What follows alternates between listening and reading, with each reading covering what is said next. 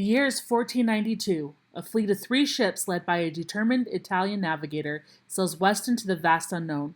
For weeks the crew has been on the edge. The rations are dwindling, the waters are endless, and the men whisper of turning back. Then, in the dead of night, a voice cries out, "Land ho!" This moment is just one chapter in a much larger story, the story of transoceanic interconnections between 1450 and 1750, a time when nations sent ships beyond familiar shores looking for riches, land, and power, a time when continents became connected in ways that had never been before, for better and for worse. But what drove this massive surge in exploration? How did technology shape the journeys? What was the exchange across these new global trade routes? And what were the lasting consequences? Today, we're going to dive into the motives, the means, and the impacts of the age of exploration. By the end of this episode, you'll have everything you need to ace your AP exam and a deeper understanding of how our world became globally interconnected. Let's set sail. To understand the age of exploration, we have to start with one simple question. Why did Europeans leave their homes to explore the oceans? The answer lies in 3 powerful motivators, the famous 3 Gs: gold, God, and glory. The Catholic Church was a dominant force in Europe. Spanish and Portuguese rulers were deeply religious, saw exploration as an opportunity to spread Christianity to new lands. The Treaty of Tordesillas of 1494, brokered by the Pope, divided the world between Spain and Portugal, granting them permission to Christianize the lands they claimed. Jesuit missionaries journeyed to the Americas and Asias hoping to convert indigenous peoples, though their success varied widely. Our economic incentive of gold. The silk, spice, and goods of an Indian Ocean trade were controlled by Muslim merchants and Venetian middlemen. European nations wanted direct access to these goods, particularly gold and silver, which were vital for their growing economies. When the Spanish discovered silver at Potosi, modern-day Bolivia, it fueled global trade, especially with China, which eagerly accepted silver in exchange for silk and porcelain. Last is glory. The quest for power and prestige. Monarchs sought to expand their territorial claims, making exploration a race for dominance. Explorers like Columbus, Magellan, and Vasco da Gama were eager to make their names legendary, winning titles, land, and riches in return. And with the strong motives came the need for better technology to make exploration possible. In the 1400s, sailing across the open oceans was deadly. Navigators needed better tools, ships, and understanding of the seas. The solution? A wave of technological innovations. Navigational tools like the astrolabe, which measured latitude, allowed sailors to find their position using the stars. The magnetic compass, originally from China, made it easier to determine direction even in the cloudy weather. The Portuguese caravel and lateen sails made it faster and more maneuverable. The carrack was larger and could carry more cargo for long journeys. The Dutch fleet was designed for efficient trade with a smaller crew and lower costs, helping the Dutch dominate commerce. Wind and current knowledge.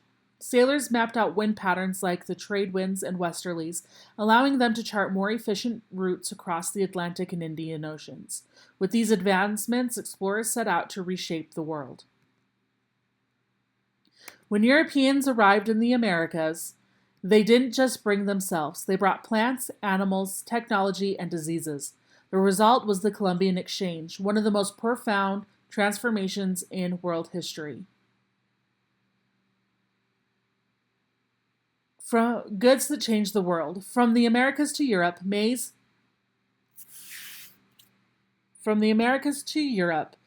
America introduced maize, potatoes, cacao, and tobacco.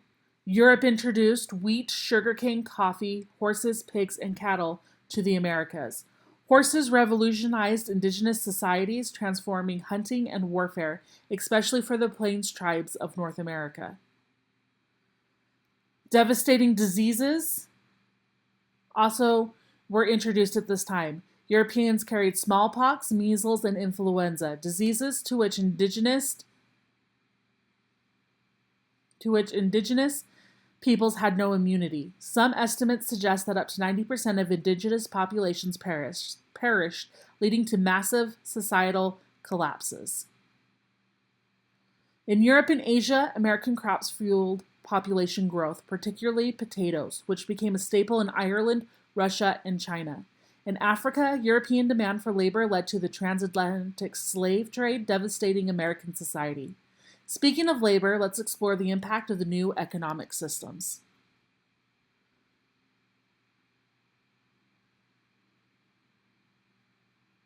The encomienda system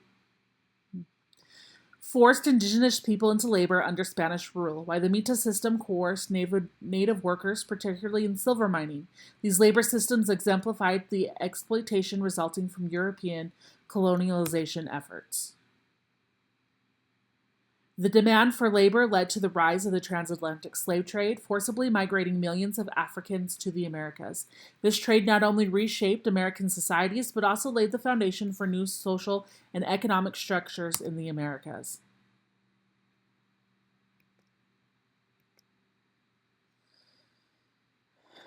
All right, with transoceanic connections came new economic models and trade networks. Mercantilism drove European powers to establish colonies specifically to extract raw materials and export manufactured goods, aiming to accumulate wealth. Governments imposed tariffs to protect domestic industries, and these helped fuel rivalries. Next, we have joint stock companies. The Dutch East India Company, or VOC, and the British East India Company allowed investors to pool money in order to fund voyages. This reduced individual risk and helped finance large-scale trade networks. The Triangle Trade linked Europe, Africa, and the Americas. Europe went to Africa taking manufactured goods like guns, textiles, and alcohol. From Africa, they picked up enslaved individuals and took them to the Americas, where they would use them to work plantations for raw materials. From the Americas, the raw materials that would leave and go to Europe were then sugarcane, tobacco, and cotton. The system enriched European nations but led to the forced migration and suffering of millions. The Indian Ocean trade was historically dominated by Islamic and Asian merchants before European forces took control. The Portuguese, Dutch, and British are going to expand their influence, altering traditional trade patterns and disrupting established markets.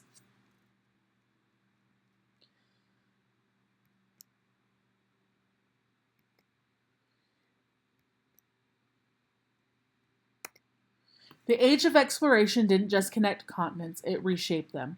New technologies enabled global trade. The Columbian Exchange transformed diets, economies, and societies. New economic systems like mercantilism and joint stock companies fueled European wealth, but at great human cost. All right, going to our tricks for your AP test. Memory tricks for this section are your 3Gs, right? We are in this era of globalization from 1450 to 1750, and it is being fueled by gold, God, and glory, right? Religious expansion, economic gain, and national prestige. You have your goods triangle, so try to visualize the Columbian Exchange as a triangle that from America is leaving raw goods like corn and potatoes. They are going to Europe, and Europe is going to be giving livestock and diseases to the New World or the Americas.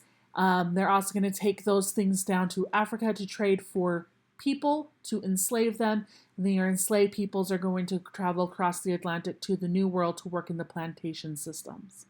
Your key players in this unit are Portugal. They're your early explorers. They are your European explorers who are setting up and using and improving on Chinese technologies to make exploration easier and better.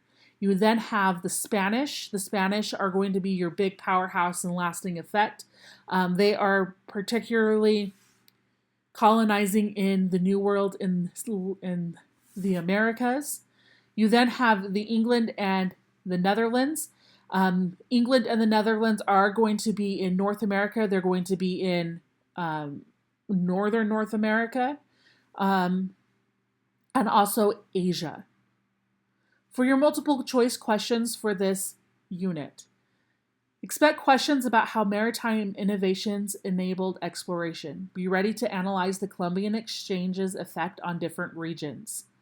In short, answer questions, you may see something like describe one positive and one negative effect of the Columbian Exchange. Be sure to use specific examples like potatoes increased European population and how smallpox devastated indigenous peoples. On a DBQ on this topic, you might see something like economic transformations for things like mercantilism and trade routes, or European motivations for exploration. Be sure to organize your responses by theme, right? Technology, trade, and labor.